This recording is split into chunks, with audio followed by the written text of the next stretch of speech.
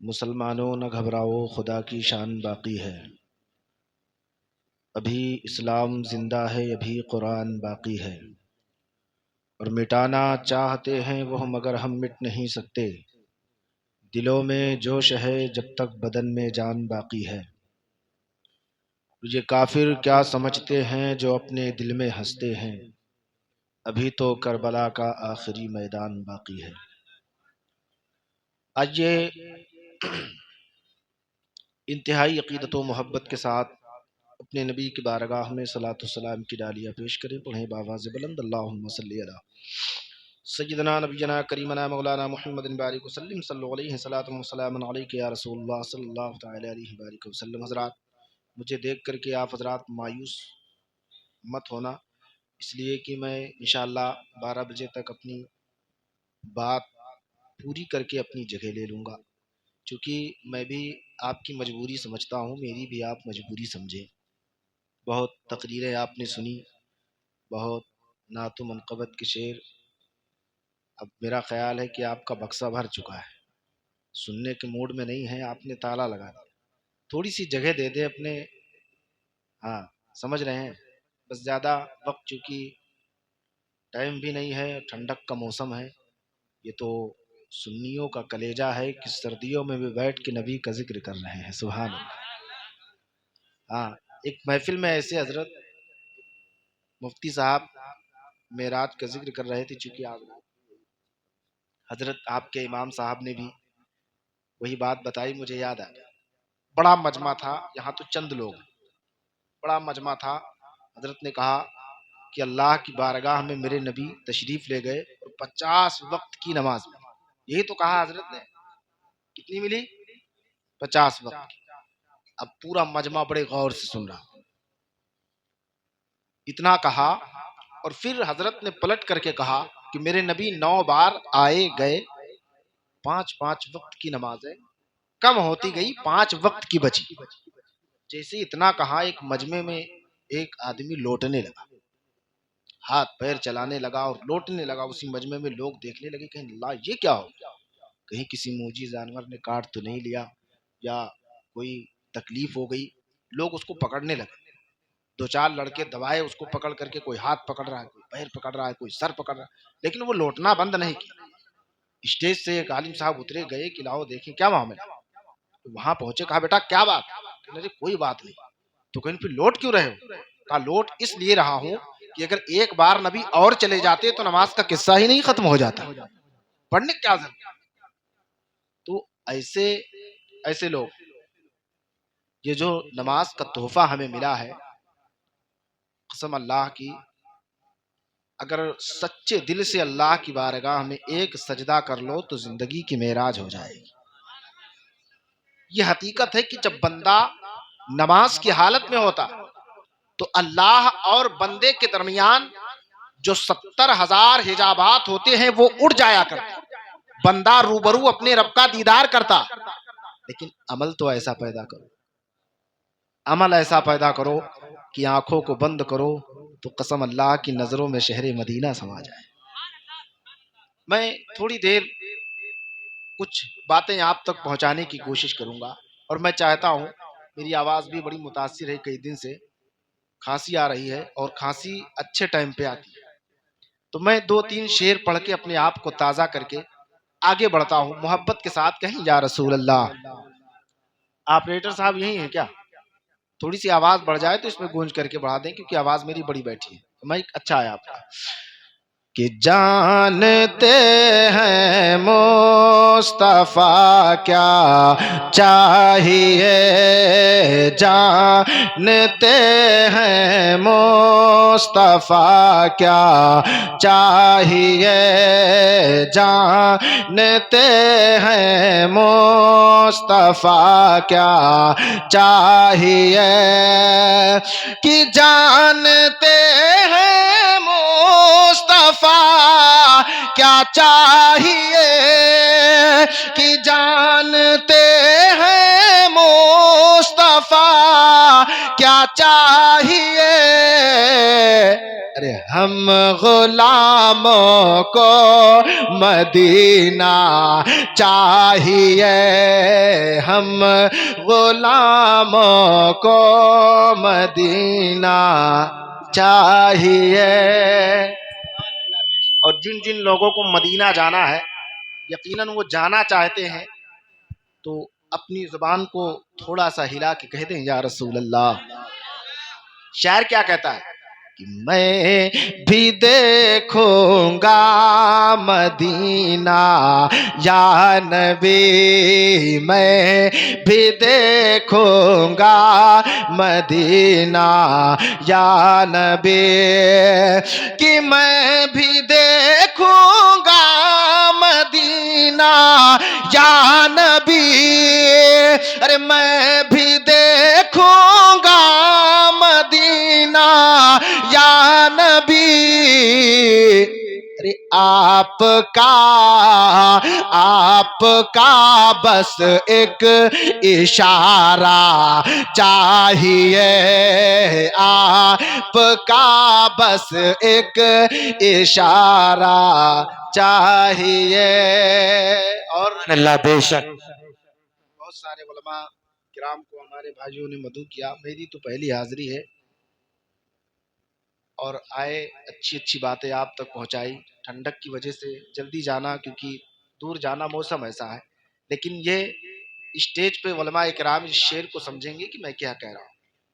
انشاءاللہ نیچے بھی پڑھے لکھے لوگ ہیں، میں اپنی بات کو پہنچاتا ہوں کہ اہل سنت کا یہی اعلان ہے، اہل سنت کا یہی اعلان ہے، کہ اہل سنت کا یہی اعلان ہے، کہ اہل سنت کا یہی اعلان ہے، کیا پھر ہمیں تاج و شریعہ چاہیے، پھر نعرہ تکبیر، نعرہ رسالت، مسلک اعلی حضرت، بستی بستی کریا کریا، بستی بستی کریا کریا، پتی پتی پھول پھول، نعرہ تکبیر۔ آواز کی طرف بالکل مت جائیں۔ ایک شعر تو بہت ہیں، علماء جانتے ہیں، بہت بڑی بات ہے، لیکن میں 2 شعر پڑھ کے اپنی بات شروع کرتا ہوں۔ ایک شعر مجھے بڑا عزیز ہے، اس میں پہنچاتا ہوں کہ باپ ماں اب تک سلامت ہیں میرے، باپ ماں اب تک سلامت ہیں میرے، کہ باپ ماں اب تک سلامت ہیں میرے، کہ باپ ماں اب تک سلامت ہیں میرے، ان سے بڑھ کر کیا خزانہ چاہیے، ان سے بڑھ کر کیا خزانہ چاہیے، ان سے بڑھ کر کیا خزانہ چاہیے، جانتے ہیں مصطفیٰ کیا چاہیے۔ اور باقی میں نبی اگر مدینے سے کرم فرمائیں گے تو بیڑا یہیں پار ہو جائے گا۔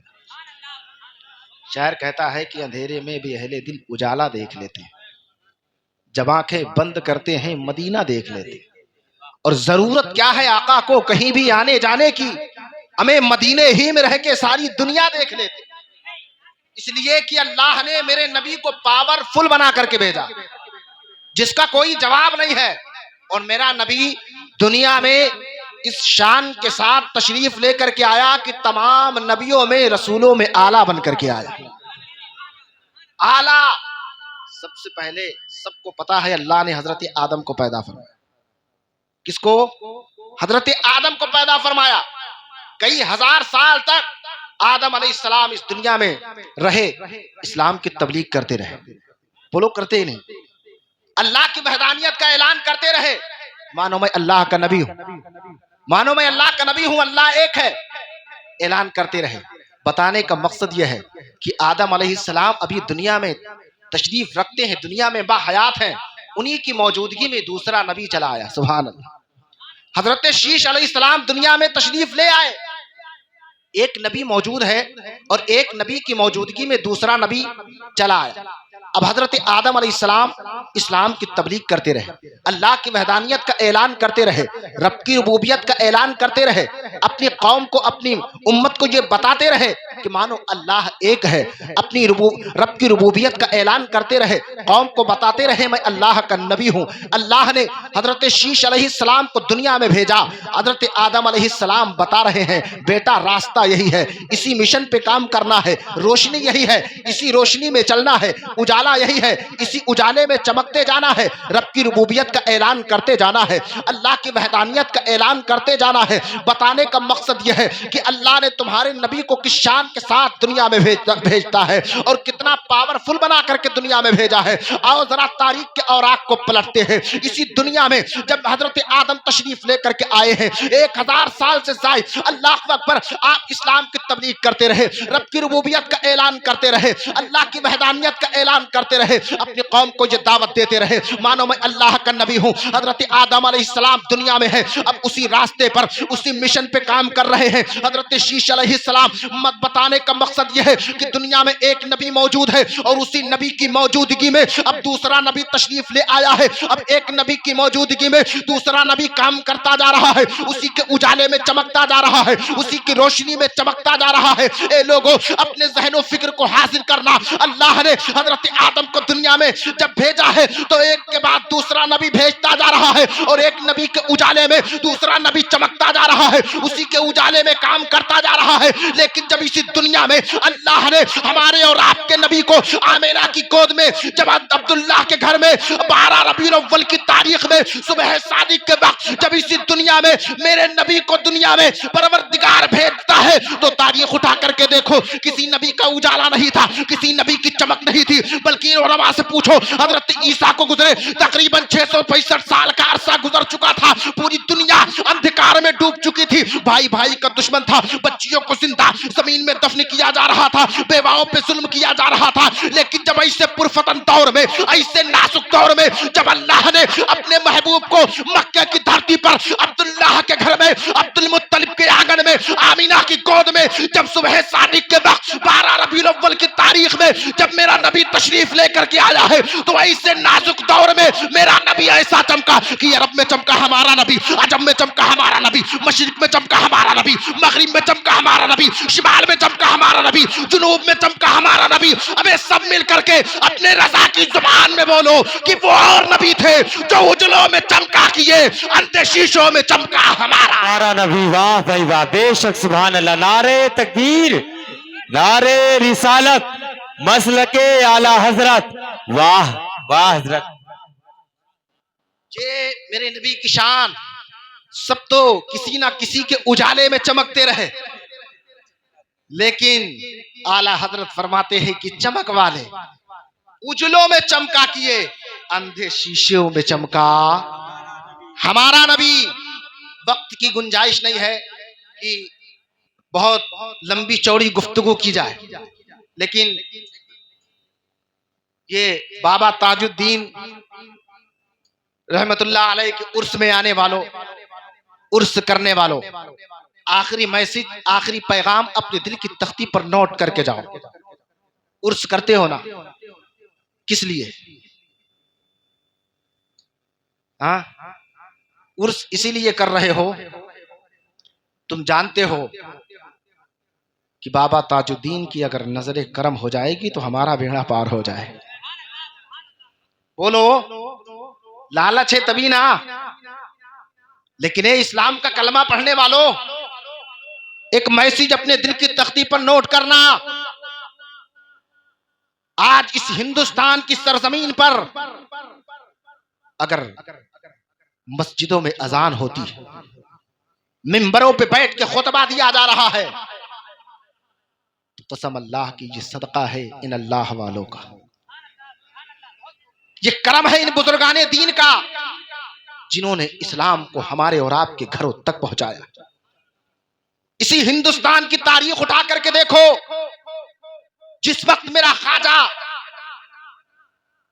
ہندوستان کی سرزمین کی طرف چلا ہے، اسی ہندوستان کی سرزمین کو پہ آنے والے، ہندوستان کی سرزمین پر اسلام کا پرچم لہرانے والے آئے، ہندوستان میں مات کھا کر کے پٹ کر کے واپس جا رہے ہیں، لیکن کامیابی نہیں مل رہی ہے۔ لیکن دوسری جانب اللہ اکبر، میرا خواجہ اپنے غلاموں کے ساتھ، اپنے چند ساتھیوں کے ساتھ، ایک ہاتھ میں اسلام کا پرچم لے کر کے، ایک ہاتھ میں قرآن کو لے کر کے چلا ہے۔ اللہ اکبر، اب ایک طرف سے ادھر شہاب الدین غوری کی فوج پٹ کر کے مات کھا کر کے ہندوستان کو چھوڑ کر کے بھاگ کر کے واپس جا رہی ہے، اور دوسری طرف میرا خواجہ اپنے چند ساتھیوں کے ساتھ، اپنے چند غلاموں کے ساتھ چل رہا ہے، قرآن کا پرچم لے کر کے، اسلام کا پرچم لے کر کے ہندوستان کی سرزمین پر اسلام کا پرچم لہرانے کے لیے اپنے چند ساتھیوں کے ساتھ بڑھ رہا ہے۔ لیکن اے لوگوں، جب شہاب الدین غوری کی فوج نے دیکھا کوئی ہندوستان کی طرف بڑھ رہا ہے، جس کے چہرے پہ داڑھی ہے، جس کے چہرے پہ امامہ ہے، جس کا چہرہ نورانی ہے، ایسا لگتا ہے کہ یہ مسلمان جا رہے ہیں، شہاب الدین غوری کی فوج نے رک کر کے اللہ اکبر بڑی تیزی کے ساتھ ان کے پاس پہنچے۔ میرے خواجہ چلتے جا رہے تھے، میرے خواجہ کو آواز دے کر کے کہا تھا، ارے بابا تم کدھر کا ارادہ رکھتے ہو، کہاں جا رہے ہو؟ میرے خواجہ نے اوپر سے نیچے تک دیکھا اور دیکھ کر کے کہا، میں ہندوستان کا سفر کر رہا ہوں۔ کہا کس لیے جا رہے ہو؟ کہا تم کو دکھائی نہیں دیتا، میں اسلام کا پرچم لے کر کے جا رہا ہوں، میں قرآن لے کر کے جا رہا ہوں، ہندوستان کی سرزمین پر اسلام کا پرچم لہراؤں گا۔ اتنا سنا ہے، شہاب الدین غوری کی فوج نے کہا تھا، ارے بابا اگر ہندوستان جانے کا ارادہ رکھتے ہو تو لوٹ جاؤ، تم کو دکھائی نہیں دیتا، ہم تو فوج لے کر کے گئے تھے، ہم تو سپہ سالار بن کر کے گئے تھے، ہم تو کمانڈر بن کر کے گئے تھے، بڑے بڑے جنگجو لڑاکو کو لے کر کے گئے تھے، لیکن ہندوستان سے مات کھا کر کے، ہندوستان سے پٹ کر کے ہم واپس جا رہے ہیں، اس لیے کہ وہاں تو لوگ داڑھی کے دشمن ہیں، وہاں تو لوگ ٹوپی کے دشمن ہیں، وہاں تو لوگ اسلام کے دشمن ہیں۔ اے بابا تم تو چند ساتھیوں کے ساتھ جا رہے ہو، تم کو تو مٹا دیا جائے گا، تم کو تو تباہ و برباد کر دیا جائے گا۔ اے بابا ہندوستان کا سفر نہ کرو، تم واپس مڑ کر کے چلے جاؤ۔ میرے غریب نواز نے کہا تھا، اے شہاب الدین غوری کی فوج کان کھول کر کے سن لے، تو مات کھا کر کے، تو پٹ کر کے اس لیے جا رہا ہے کہ تجھے شہاب الدین غوری نے بھیجا ہے، اور میں ہندوستان کی سرزمین پر پہنچ کر کے اسلام کا جھنڈا لہراؤں گا۔ مجھے شہاب الدین غوری نے نہیں بلکہ مدینے کے مصطفیٰ نے بھیجا۔ آجا کا ہندوستان، آجا کا ہندوستان، آجا کا داون، ارے واہ، بڑی محنتوں سے اسلام پھیلا ہے۔ ہاں آج جانتے ہو اسی ضلع بہریچ کی سرزمین پر جن کو دنیا سید سالار مسعود غازی کہتی ہے، ہاں تم اسلام کو مٹانے کی بات کر رہے ہو، جب تم کل جب 72 تھے تب نہ مٹا پائے، آج وہی 72 کروڑوں لاکھوں اربوں کی تعداد میں نظر آ رہے ہیں۔ اب اس فیر میں مت رہنا، غلام حضرت شبیر ہے ہلکے میں مت لینا، وہ باطل کے لیے شمشیر ہے ہلکے میں مت لینا۔ میاں اسی سے 313 نے باطل کو ہلایا تھا، ہمیں یہ نعرہ نعرے تکبیر ہے ہلکے میں مت لینا۔ اور شیاطین زمانہ قید میں ہر وقت رہتے ہیں، میرے غازی کی وہ زنجیر ہے ہلکے میں مت لینا۔ اسی بہریچ کی سرزمین ہے، لوگ کہتے ہیں غازی حکومت کرنے آئے، میں کہتا ہوں جس وقت میرے غازی نے دلی کو فتح کیا تھا، دلی کو فتح کرنے کے بعد اگر میرے غازی کو حکومت کرنا ہوتا تو دلی پہ آج کوئی مودی نہیں، مسعودی بیٹھ کر کے حکومت کر رہا، لیکن میرا غازی اسلام کا پرچم لے کر کے، قرآن کو لے کر کے، ہم گنہگاروں تک اسلام کی شمع کو، اسلام کی لو تک، اسلام کی لو کو ہم تک اور آپ تک پہنچانے کے لیے آیا تھا۔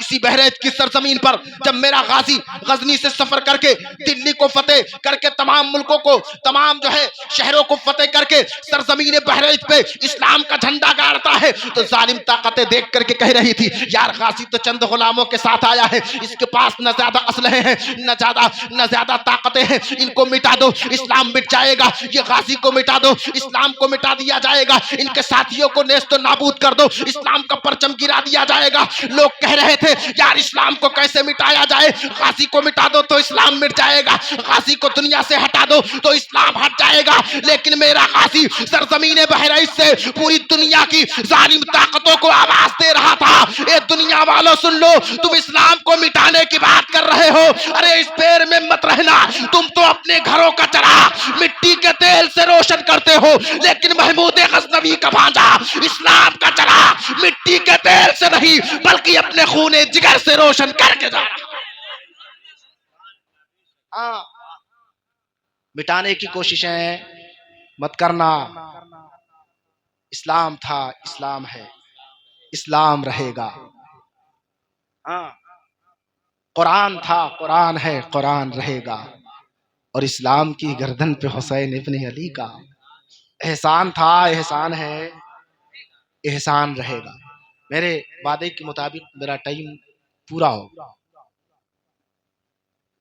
1 منٹ باقی ہے اور اس کو بھی میں پورا کر لیتا ہوں. دیکھیے تقریر جب مزاج بنتا ہے پھر تقریر ہوتی ہے, یقین مانیے.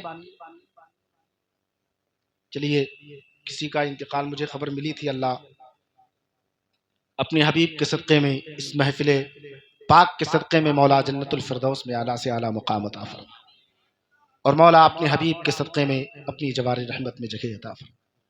ہاں ایک آخری بات میری اور سن لیں کہ اللہ والوں کی محفلیں ہم منائے ہیں اور اس میں اتنی ٹھنڈک میں بھی ہم بیٹھے ہیں.